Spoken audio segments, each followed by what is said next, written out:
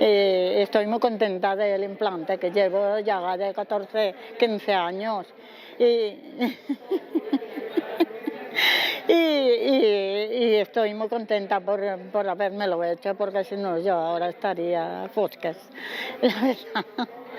Y todo, estoy muy contenta de todas las cosas que están sucediendo con los implantes y con lo que están adelantando y con todas las cosas.